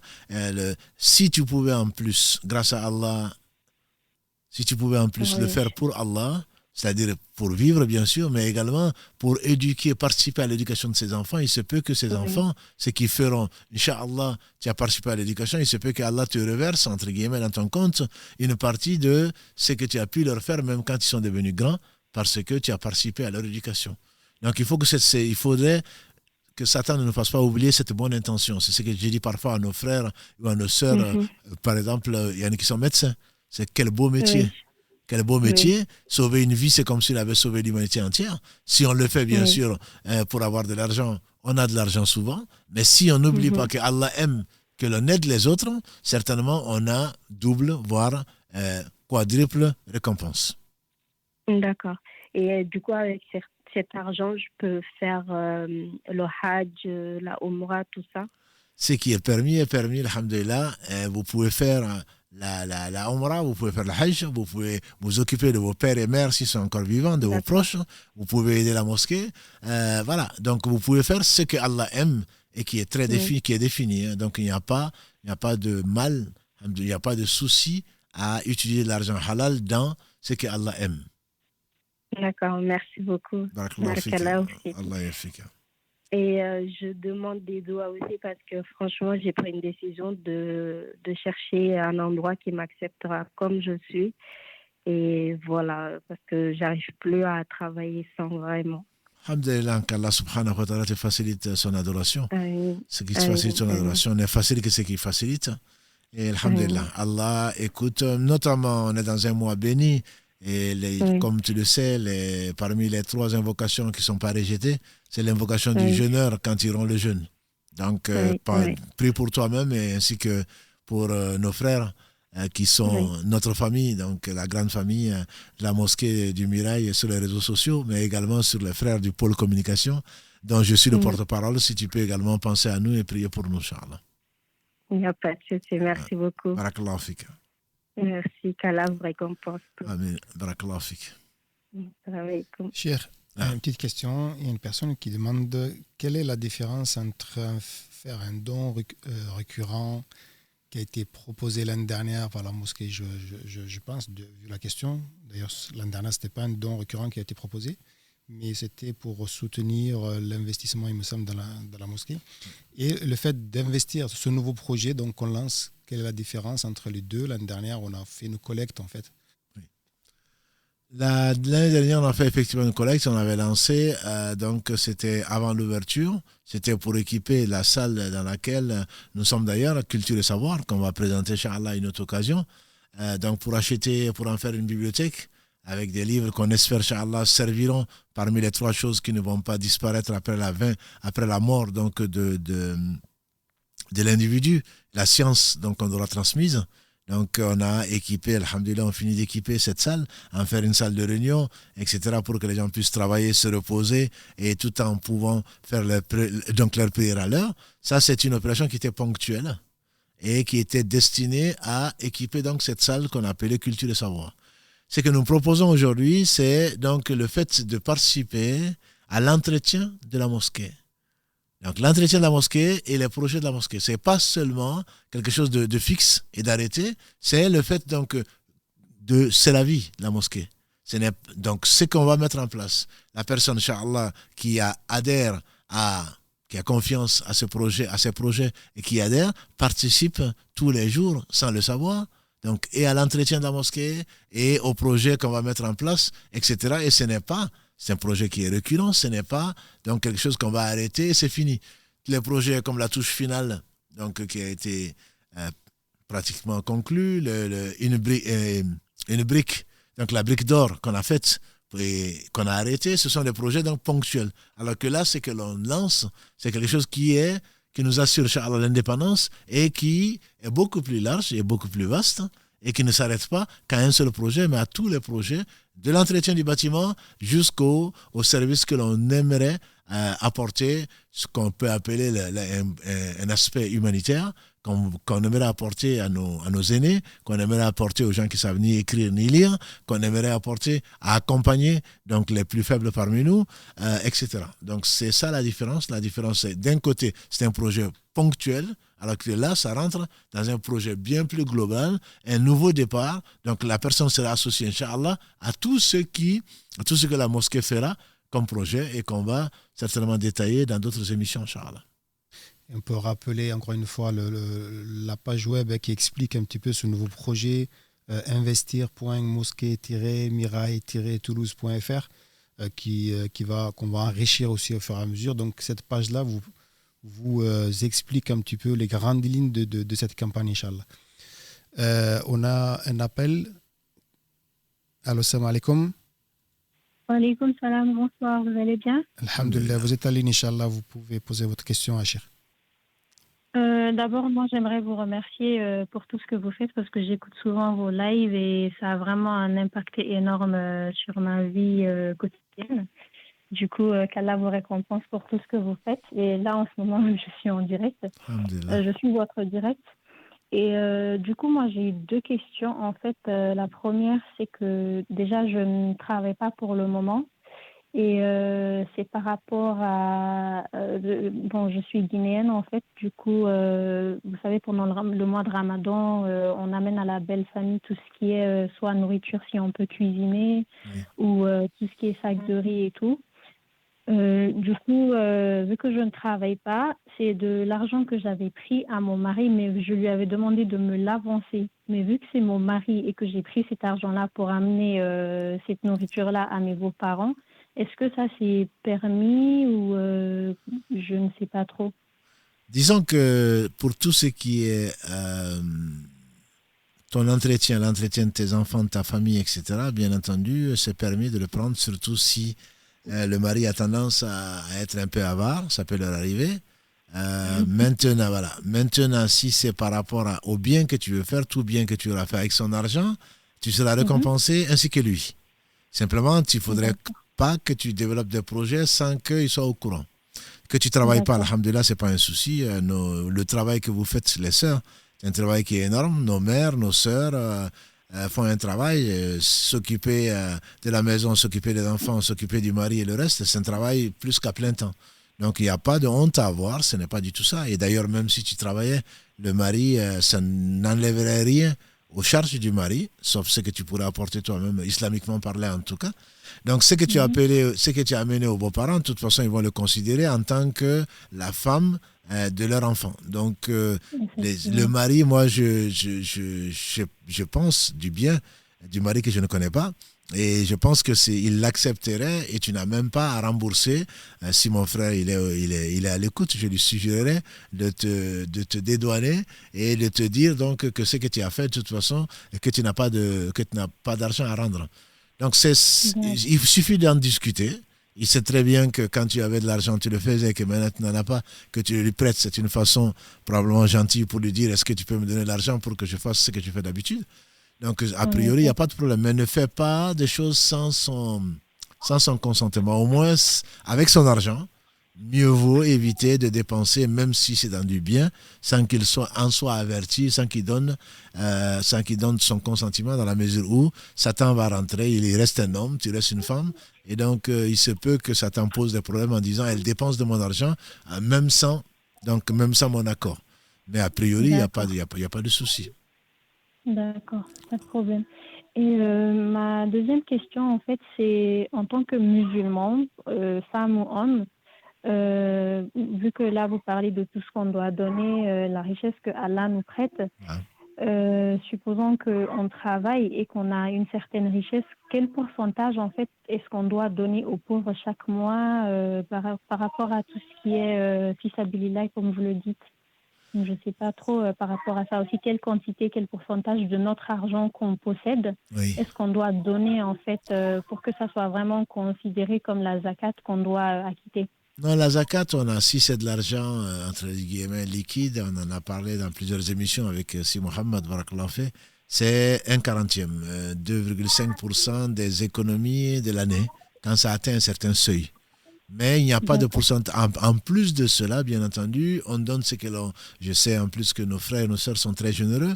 Tout ce que l'on donne, de toute façon, fait partie de sadaqa. Comme l'a dit le prophète sallam, même un sourire en face de ton frère ou de ta sœur, c'est une sadaqa. Donc il faut considérer que Allah nous donne l'occasion d'aider quelqu'un. Si il avait voulu, on serait à sa place et lui sera la nôtre. Est-ce qu'on n'aurait pas aimé être aidé? L'obligation, c'est effectivement les 2,5% de pas de nos richesses, pas de ce qu'on a gagné plutôt, pas des revenus, mais de ce qu'on a pu économiser pendant un an. Ça, c'est une obligation. Voilà, c'est ça la zakat, en tout cas sur le bien matériel. Sinon, il n'y a pas de pourcentage. Il y en a qui donnent 50% de ce qu'ils gagnent, ils sont très très généreux. Il y en a qui donnent 10%, il y en a qui donnent rien du tout et qui restent au niveau de la zakat. Il y en a même malheureusement qui trichent même dans la zakat et qui essayent de soustraire des biens et dont ils ne payent pas la zakat. Donc non, la générosité est un des attributs qu'Allah donne aux gens qu'il aime. Je vous assure que quand on croit en Allah et qu'Allah nous pardonne, quand on sait que combien Allah a été généreux, que dis-je, c'est le seul véritable généreux. Même si Satan nous pousse à ne pas dépenser, surtout pour les nôtres, le prophète sallam a dit que la sadaqa qui est donnée est une sadaqa à autrui, mais celle qui est donnée à un proche est doublement récompensée. Donc on ne va pas lésiner, on ne va pas avoir des maris surtout qui sont avares. Au contraire, on va être généreux avec sa propre famille d'abord et ensuite avec les autres. Donc si Allah avait voulu, on serait à leur place. Et on doit remercier Allah en voyant des gens qui sont démunis, qui ont besoin d'aide. On doit même être content de pouvoir les aider. Ce qui fait que, je reviens au début de notre live, c'est-à-dire que si celui qui aime Allah, celui qui aime le prophète sallam, il ne peut pas être riche, entre guillemets. Parce qu'il va dépenser, parce qu'il croit que ce qu'il a dépensé, c'est ce qu'il aura gagné. Et donc il va dépenser souvent. Il faut être raisonnable, bien entendu. Laisser quelqu'un à sa mort, il a dit, je donne tout à Allah. Le prophète m'a dit non, ne laisse pas tes héritiers donc dans le dénuement après ta mort. Il a dit alors je donne la moitié. Il dit la moitié c'est trop. Il dit je donne le tiers. Il dit oui le tiers, mais même le tiers est trop. Ce qui fait que les savants disent que dans l'héritage, on peut éventuellement faire un legs, mais le tiers c'est le maximum que l'on puisse léguer à autre que ses héritiers, sauf Sauf si les héritiers sont d'accord pour qu'on lègue plus. Sinon, en général, le legs n'est pas plus qu'un tiers. Ça veut dire que c'est à vous de voir quel est, surtout bon, en Guinée ou en Afrique de l'Ouest ou ailleurs, on sait combien de projets il y a, combien les gens sont pauvres, etc. C'est à vous de déterminer ce que vous pouvez faire. Ici aussi, bien sûr, il y a des pauvres. Ici, il y a des beaux projets aussi. Donc, c'est à vous de mesurer quel est le pourcentage que vous pouvez déterminer, mais qui n'a rien à voir avec l'obligation. L'obligation est l'obligation. Donc, il y a la zakat sur les biens matériels pour celui qui a 1 an. Il a pu économiser donc un minimum qui est le seuil imposable. D'accord, oui, c'était par rapport à, parce que j'avais peur en fait de ne pas en faire assez. Du coup, je me demandais quel était le minimum au moins à acquitter pour la zakat. D'accord, merci beaucoup. Allah yabarfik. J'ai d'autres questions, mais je pense que je vais vous emmener des vocaux sur WhatsApp ou ailleurs pour ne pas prendre trop le temps. Inch'Allah, barakallahu fik. Barakallahu fik. Assalamu alaikum. Wa alaykoum salam. Est-ce qu'on a d'autres... Allô, salam alaikum. Allô. Oui, salam alaikum. Ah, wa alaykoum salam. Vous êtes en direct, Inch'Allah, oui. Vous pouvez poser votre question à Cheikh. Ah, d'accord, là je suis en direct. En fait, moi j'ai juste une question à poser, c'est par rapport à... j'ai sur mon compte, il y a marqué décompte d'intérêt en vert, plus 22 €, plus, excuse-moi, j'ai une certaine somme d'intérêt. Et est-ce que cette somme, je peux la donner à la mosquée? Et vu que ça fait partie des intérêts de ma banque, on va dire. Disons que les intérêts, on l'a déjà traité avec Si Mohamed, c'est les intérêts, comme vous le savez, sont interdits. Même si on vous les propose, c'est interdit, mais maintenant que vous les avez, il faut, pour cela, il faudrait changer la nature du compte, soit ouvrir un compte sans intérêt, mais les intérêts que vous avez, les 22 € ou combien, vous devez vous en débarrasser. Ça ne veut pas dire qu'il faut les jeter, bien sûr. Certains savants, comme le Cheikh Mohamed Al-Uthaymin, dit on le laisse à la banque, mais la majorité des savants disent qu'on prend cet intérêt-là et on les investit pas à la mosquée. Allah est pur, on accepte ce qui est pur. Ces intérêts, vous pouvez acheter des produits ménagers, par exemple, pour les toilettes, pour autre chose, donc de la mosquée. Et si c'est des intérêts, parce que j'ai vu quelqu'un qui est venu avec des milliers d'intérêts, donc d'euros d'intérêts, je ne sais pas donc combien de millions il doit avoir. Et si c'est vraiment beaucoup, on le donne à des organisations humanitaires pour nourrir des démunis, mais complètement démunis, des gens, donc des réfugiés politiques, des orphelins, etc., etc., mais en demandant pardon à Allah et en n'espérant pas de récompense pour ce que l'on aura fait, on s'en débarrasse. Bon, c'est clair que moi, personnellement, je ne vais pas les utiliser. Oui. Mais ce que je peux faire, c'est comme vous avez dit, demander à la banque de ne pas me décompter d'intérêt. Demander à la banque de ne pas me... Ça, c'est un avis, ou alors vous reprenez ces intérêts-là et vous le venez, vous donnez à la mosquée en disant ce sont des intérêts. La mosquée sait qu'elle ne va pas l'utiliser pour autre chose que les produits ménagers, par exemple, les papiers toilettes, etc., etc. Mais il faudrait vraiment préciser, ce ne sont pas ces 20 €, ce ne sont pas les 1 000 € que vous allez donner à la mosquée, mais il faudrait écrire dessus intérêt pour qu'on puisse les utiliser pour autre chose que la mosquée. C'est clair, pour savoir la nature. Barakallahu fik, au moins comme ça, je suis au courant maintenant. Barakallahu fik. Barakallahu fik, salam alaikum. Excellent rakatu. Allô, salam alaikum. Allô? Allô? Oui, salam alaikum. Vous êtes en direct, Inch'Allah. Alaikum salam. Vous pouvez poser votre question. Assalamu alaikum wa rahmatullah, cher. Les frères aussi. Ma question, c'était lié toujours par rapport aux intérêts. Pour savoir, par exemple, quand dans un couple, les personnes qui sont issues du couple cotisent, épargnent en même temps sur un compte commun. C'est de savoir, dans ce cas-là, étant donné que la femme peut sortir son zakat ainsi que le mari, est-ce qu'en commun, ils peuvent faire juste un décompte commun et tous ensemble le sortir d'une seule et même main? Alhamdulillah. Donc la question c'est s'il y a un compte commun, est-ce qu'on peut faire sortir la zakat en commun? Ça dépend de la zakat. Vous pouvez, il y a un seul compte, soit vous le sortez, soit c'est votre épouse qui le sort. Si vous voulez, vous pouvez le sortir en même temps. Ça veut dire que vous avez les conditions pour sortir la zakat. Maintenant, si vous avez un décompte et que chacun sait ce qu'il a mis et chacun doit sortir la zakat, vous pouvez également le faire. Mais la zakat, ce n'est pas seulement sur le compte, entre guillemets, commun. La zakat, c'est sur tous les biens que vous avez économisés, y compris si les enfants atteignent le seuil imposable. Si vous avez des enfants, si vous avez fait, je n'aime pas utiliser le terme épargne, si vous avez mis de côté des choses pour les enfants, donc et si ça atteint un certain seuil, après une année, vous devez de le sortir aussi. Donc l'essentiel, c'est que la zakat soit sortie. Et même vous êtes tenu responsable de la zakat du compte commun, par exemple. Si l'un le sort, la zakat du compte commun, alhamdulillah, tout le compte donc, a été fait. Chacun peut le sortir, mais vous pouvez très bien le sortir soit pour votre épouse et vous, soit c'est l'épouse qui le sort pour vous et elle. Il n'y a pas de problème, Inch'Allah. Et du coup, juste pour toujours continuer sur cette lancée, parce que vous avez parlé de seuil par rapport au compte des enfants au cas où on épargne pour eux. Oui. Est-ce que c'est possible de savoir quel est le seuil? Parce que je n'avais pas écho de ça en fait. Ah oui, la zakat a deux conditions. C'est le nisab, donc c'est le seuil imposable, et c'est le haoul, c'est l'année lunaire. Donc vous regardez les comptes et vous voyez si vous avez atteint. Alors avec Si Mohamed, on a discuté de cela il y a quelques mois. Est-ce que les savants, ils divergent sur avant, je pense que 595 grammes d'argent, métal, correspondait à peu près à 84 grammes d'or ou 85 grammes d'or. Mais aujourd'hui, l'argent métal n'a plus de valeur, ou presque pas.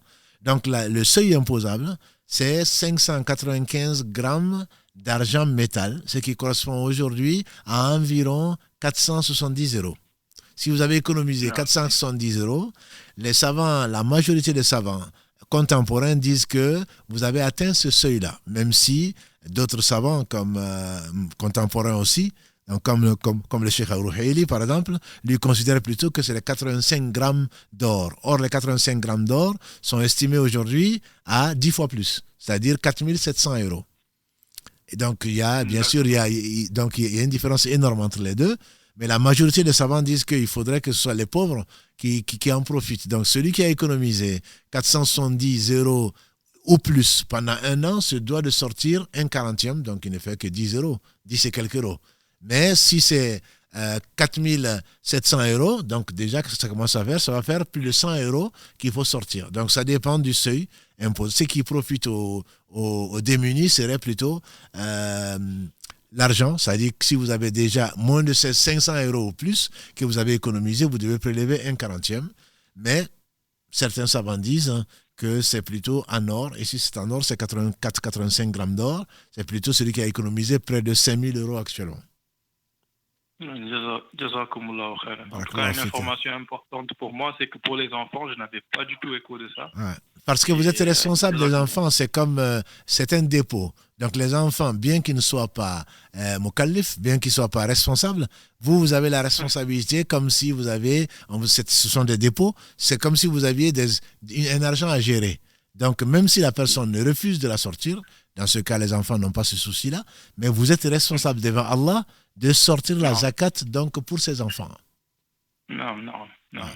Quoi qu'il en advienne, c'est une baraka. Barakallahu fik, tout à fait. Jazakumullahu khairan. Allah yabarak fik. Wa alayka assalam wa rahmatullahi wa barakatuh. Est-ce qu'on a quelqu'un d'autre? Ouais. Allô, salam alaikum. Wa alaykum assalam wa rahmatullah. Vous êtes en direct, Inch'Allah, vous pouvez poser votre question. Salam alaikum wa rahmatullah. Wa alayka assalam wa rahmatullahi wa barakatuh. Alhamdulillah. En fait, je suis travailleur indépendant de ma société en informatique. Et à la fin de l'année, il y a mon comptable qui effectue mon bilan. Donc, du coup, il prend l'ensemble des prestations que j'ai effectuées. Il va retrancher les charges. Il me reste le résultat brut. Et sur le résultat brut, il applique un taux d'imposition pour avoir le résultat net. Et sur le résultat net, en fait, je décide de prendre un dividende. Et la question que je me pose, c'est est-ce que pour la zakat, on va l'appliquer sur le résultat net ou bien sur les dividendes auxquels je décide de prendre? Moi je ne suis pas un spécialiste des sociétés, je préfère que vous écrivez exactement, vous l'écrivez sur soit sur le réseau, soit contact@axif.com. Et Inch'Allah, on va étudier la question et on vous répondra. Inch'Allah. Très bien. Contact@axif.com. Et Inch'Allah, on va répondre à la question. Très bien, je vous remercie. Avec plaisir. Allah yarfik. Avant de prendre un autre appel, Chir, il y a une question qui t'est arrivée tout à l'heure.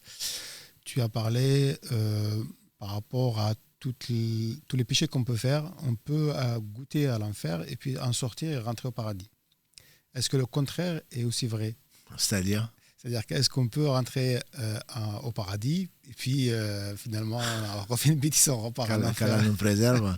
Donc ce qui est certain, c'est que c'est un... Tu peux juste répéter la question. La question, donc on peut passer par l'enfer par la justice d'Allah subhanahu wa ta'ala qui a interdit l'injustice. Et donc quand on passe par les 3 fleuves d'Ibn Qayyim, dans cette vie, c'est soit les bonnes actions, c'est soit le repentir sincère, c'est soit les épreuves qu'Allah nous fait traverser. Si on sort pur, alors Allah nous fera rentrer au paradis. Nous rentrerons au paradis que ceux qui sont purs. Sinon, on devra payer l'injustice et en traversant le feu de l'enfer qu'Allah nous en préserve pour nous purifier. Et donc, on sort grâce à Allah au travers de l'intercession. Il y a 8 types d'intercessions sur lesquelles on ne va pas revenir dans le détail, par lesquels Allah nous fait sortir plutôt ses serviteurs qui ont été injustes pour les faire rentrer au paradis. Quand on rentre au paradis, donc, est-ce qu'on peut rentrer au paradis et ensuite revenir en enfer, alhamdulillah, qu'Allah. Non, c'est une voie unique. Quand on sort de l'enfer, on rentre au paradis, on n'en sortira plus. Celui qui rentre au paradis ne sortira plus du paradis. Par contre, il y a 2 catégories de gens qui sont en enfer et qui sont injustes. Il y a le croyant dont la foi a été faible et qui a été injuste vis-à-vis d'autres, et donc qui va payer par ses bonnes actions. S'il n'en a pas assez, il va prendre les péchés des gens qui ont été maltraités, et donc il va passer par l'enfer, parce que, comme l'a dit le prophète sallallahu alayhi wa sallam, c'est « Atadounou la mani le mouflis ». Est-ce que vous connaissez l'insolvable? C'est celui qui a beaucoup de prières, beaucoup de jeûnes, et beaucoup de bonnes actions, et qui a frappé un tel, insulté tel autre, confisqué le bien de tel autre, et on va prendre ces bonnes actions, on va le donner aux gens qui ont été maltraités, et s'il n'a plus de bonnes actions et qu'il y a toujours la queue, Allah va prendre, parce qu'il est juste, il va prendre les péchés des gens qui ont été maltraités, il va les mettre dessus et tombe en enfer. Donc une fois qu'il est passé par l'enfer, il va certainement cramer, qu'Allah nous en préserve. Ensuite il va passer par l'eau de vie et il va redevenir, on ne va pas y mourir bien sûr, mais il va redevenir, comment dirais-je, être reconstitué. Ensuite il rentre au paradis. Et on ne sort pas du paradis. On ne rentre pas au paradis et ensuite en sortir. Ça, c'est une faveur d'Allah subhanahu wa ta'ala. C'est un sens unique. Ok, barakallahu fik, cher.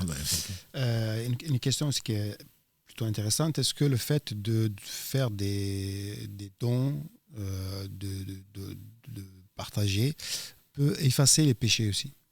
Bien entendu. Le prophète sallallahu alayhi wa sallam a dit que le don est à la preuve de la foi. C'est une très bonne action. Allah multiplie le don par 700, voire plus. Quant à une action, je dirais, bonne qu'Allah accepte, c'est de 10 à 700 fois. Mais là, le don est assuré d'être récompensé au moins 700 fois, voire plus. Donc, c'est clair que c'est une très bonne action et les bonnes actions effacent les péchés. Donc, c'est l'une des meilleures actions à faire, c'est bien le don.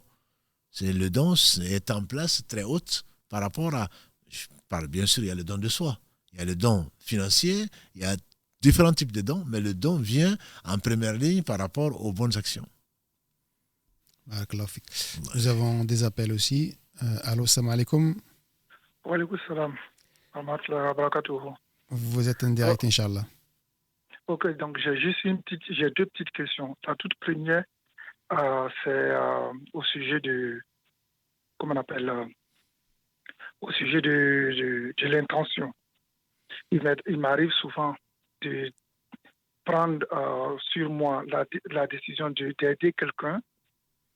Et une fois que j'ai décidé, à la fin du mois, je vais te faire telle ou telle chose, avec toute la bonne foi possible, hein, et d'ici la fin du mois, je me retrouve empêtré dans des problèmes au point où je n'arrive pas, et ainsi de suite, au point où j'étale sur plusieurs mois, je n'arrive pas. Et donc, je me demande, est-ce que ça, je serai puni pour cela ou il me faut impérativement rattraper mon erreur.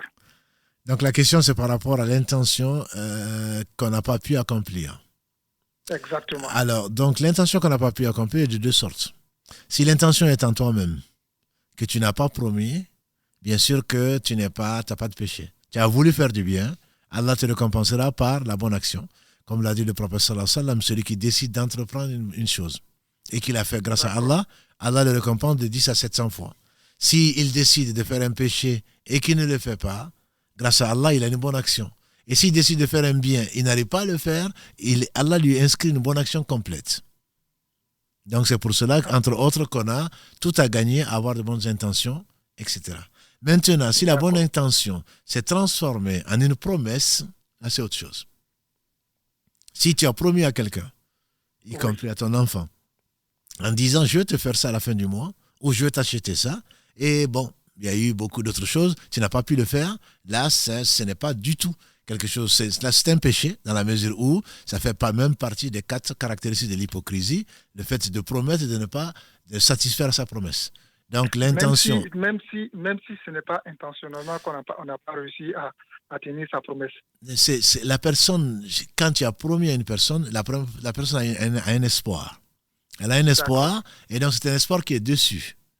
Et par conséquent, tu devrais au moins expliquer à la personne, mon intention était celle-là, et je la laisse à Allah. Allah sait que j'étais sincère, mais je n'ai pas réussi à, la personne te pardonne, Allah te pardonnera, Inch'Allah. D'accord, voilà. Ça c'est ma première. Et ma seconde, en fait, ça c'est juste besoin de conseils. Oui. Quand je vais souvent me laver, voilà, quand je mets l'eau chaude sur moi, je me sens tellement bien que instinctivement, et chaque fois, je dis Alhamdulillah. Or, on nous dit que dans les toilettes, il ne faut pas prononcer le nom d'Allah. Et donc, je ne sais pas, je vous le soumets pour que peut-être vous me donnez un conseil, comment faire pour éviter cela. Je ne sais pas, mais une fois quand l'eau vraiment je suis bien sous la douche, ça me vient instinctivement, Alhamdulillah. Alhamdulillah, c'est un bon réflexe, je dirais, ailleurs que dans les toilettes. Maintenant, si dans ta salle de bain, tu as les toilettes, effectivement, il faudrait que tu demandes à Allah, c'est lui qui réalise tout bien, de t'aider et de faire des efforts. Donc, si tu le fais, il t'en veut pas, il t'en tient pas rigueur, mais tu essayes avec le temps, de te rappeler, grâce à Allah, qu'il ne faut pas le faire, parce que si tu fais ça, ça fait rentrer les anges dans des endroits sales. Mais si ta douche, ou plutôt ta salle de bain, ne contient pas de toilette, le problème ne se pose pas, tu peux le faire, tu peux parler, il n'y a pas de problème, même si ce n'est pas un endroit où il faut causer, mais le fait de parler dans une salle de bain n'est pas interdit. Merci beaucoup, je vous remercie infiniment. Allah yabarik fik. Au revoir. Allô, salam alaikum. Allô, salam alaikum. Wa alaikum salam. Vous êtes en direct, Inch'Allah. Oui, salam alaikum. J'avais une question par rapport à qui n'est pas très en sujet avec le thème, mais qui me perturbe un peu. Je suis étudiante infirmière. En plein mois de Ramadan, je suis en stage dans une EHPAD. Donc malheureusement, dans ce métier, on est confronté à la nudité, à l'intimité, parfois à des aliments illicites. Et j'aimerais savoir si ce métier, on peut le faire en tant que musulmane. Alhamdulillah, c'est aider les autres. C'est que bon, il y a comme souvent dans les actes, il y a du bien, il y a du mal. Aider les autres, surtout les personnes âgées, dans l'islam, c'est quelque chose qui est un devoir collectif. Il faut absolument qu'on s'occupe des personnes les plus fragiles. Et Omar ibn Khattab, qu'Allah l'agrée, il a même été c'est le premier, qui a parlé de retraite, même à des non-musulmans qui leur donnaient des allocations, donc parce qu'ils étaient devenus des personnes dépendantes plutôt. Donc malheureusement, avec la mondialisation et l'individualisme, on s'occupe très peu de ses parents et également des personnes âgées. Ça, c'est quelque chose qui, islamiquement, n'est pas du tout acceptable et c'est vraiment déplorable. Donc, qu'ils soient musulmans ou non musulmans, ce sont nos parents en priorité, mais toute personne âgée mérite. Le prophète sallam disait, ne fait pas partie de nous les gens qui n'ont pas pitié, qui n'ont pas de miséricorde vis-à-vis de nos enfants, de nos petits, et qui n'ont pas pitié des personnes âgées. Donc c'est un très bon métier, infirmière en particulier, c'est un excellent métier. Le problème qu'il y a, la nudité et le reste, s'il faut vraiment le faire, Il faudrait le faire, porter des gants, essayer de faire des rappels dans sa tête pour ne pas penser du tout à ce que l'on fait, parce qu'elles sont dépendantes, ces personnes-là, donc il faut bien le faire. Si on n'a pas le choix, dans la contrainte, on peut le faire. Par contre, le fait de donner si tu pouvais éviter de donner ce qu'Allah a interdit, parce que tu vas te retrouver dans une chaîne, ce qui est interdit ne lui serait pas arrivé si tu l'avais pas donné. Donc au moins si tu le fais parce que c'est un sage, au moins si tu le fais parce que tu n'as pas le choix, il faudrait demander pardon à Allah, parce que il ne faudrait pas avoir le cœur gai, même si tu donnes à manger à quelqu'un. Allah l'a interdit pour toi et pour elle. Donc si tu n'as pas le choix, tu le fais, mais tout en étant consciente que ce que tu fais c'est un péché. Ne dis pas j'ai pas le choix, si tu as le choix. Et donc demander pardon à Allah, et il est miséricordieux. On prie pour toi et priez pour nous pour que Allah nous pardonne nos fautes. Voilà. Donc d'un côté tu as tous ces points positifs de s'occuper des anciens et des personnes âgées, et de l'autre côté il y a des péchés parce que il y a des choses à ne pas faire. C'est la raison pour laquelle le péché a toute une chaîne, quoi. Donc depuis la chaîne de production jusqu'à la chaîne de consommation, si nous sommes dans la chaîne, nous prenons une partie de péché relative. D'accord, barakallahu fik, merci Allah beaucoup. fik, avec plaisir. Cher, je te propose de nous arrêter là, Inch'Allah, parce que déjà minuit passé, et faire peut-être un dernier rappel sur le site internet et l'opération, Inch'Allah. Alhamdulillah, donc on est dans un mois béni, il faut le rappeler, c'est pas bien sûr tous les mois sont les mois d'Allah, tous les jours sont les jours d'Allah. Allah a voulu que la générosité soit une des caractéristiques donc, de ce mois, pas que de ce mois, mais le mois de Ramadan est connu pour, alhamdulillah, la générosité. Et notre exemple, le meilleur des modèles, c'est le prophète sallallahu alayhi wa sallam qui était le plus généreux des hommes, et encore plus pendant le mois de Ramadan. Donc c'est une invitation à le prendre comme modèle. Et celui qui n'a pas grand-chose a quand même beaucoup, parce qu'il y a des gens beaucoup moins fortunés. Je sais de quoi je parle pour être né et grandi en Afrique. Je sais de quoi je parle. Il y a des gens qui sont beaucoup moins fortunés, mais malheureusement, je dirais, la dépense est souvent inversement proportionnelle à la richesse. Sauf à la richesse du cœur, bien sûr. Plus ils sont pauvres, plus ils sont riches du cœur. Plus ils sont riches matériellement, souvent, plus ils sont avares. Ils sont pauvres du cœur. Donc, il ne faut pas dire non, moi je n'ai que ça. Il ne faut pas sous-estimer ce qu'Allah nous donne. Ceux qui ont donné des dates, Allah a été satisfait d'eux pour Tabouk. Ceux qui ont donné des dinars et des milliers de dinars, Allah a été satisfait d'eux. Chacun donne en fonction de ce que. Donc nous profitons de cette occasion-là pour inviter les uns et les autres à investir dans le durable. Bien sûr, nous faisons partie de cette communauté qui est la meilleure que Allah a suscitée pour les gens. Et Allah nous donne l'occasion qui va peut-être pas se renouveler. En tout cas pour certains d'entre nous, Allah seul sait si on pourra le faire demain. Et c'est pour cela qu'il ne faut pas attendre demain pour vouloir bien faire. Comme le dit le proverbe français, qui remet à demain trouvera malheur en chemin. Donc quand on ne fait pas, quand on veut faire le bien, il faut le faire de suite. Et donc il ne faut pas attendre demain. Demain appartient à Dieu, comme Allah subhanahu wa ta'ala, tout lui appartient. Donc on a lancé cette opération-là, dont on fait la publicité aujourd'hui, mais ce n'est pas le thème du jour, bien que le thème c'est l'investissement en général. Donc l'investissement durable, la générosité, et toute générosité est bonne. Donc à appliquer la mesure, c'est ce que j'ai oublié de dire. On est en Ramadan, celui qui donne à déjeuner à un jeûneur, donc Allah lui donne la récompense de celui qui a jeûné sans rien amoindrir à la récompense donc du jeûneur. Donc la personne qui donne à manger est considérée, Allah le récompense comme il récompenserait, ou comme il récompense plutôt, la personne qui a jeûné. Donc la générosité, c'est de tout point de vue. Matériellement, c'est encore plus difficile, mais bien entendu, c'est aussi valeureux. Donc on a ouvert on a un projet, donc on espère recruter, avoir donc des adhérents à ce projet-là. 2000, c'est notre objectif, si on le dépasse, et c'est facile à Allah. Si on le dépasse, donc c'est 20 €, c'est un prélèvement ou un investissement donc récurrent de 20 € pour participer à l'entretien donc, de la mosquée, pour participer à ces différents projets d'un point de vue social, d'un point de vue humanitaire.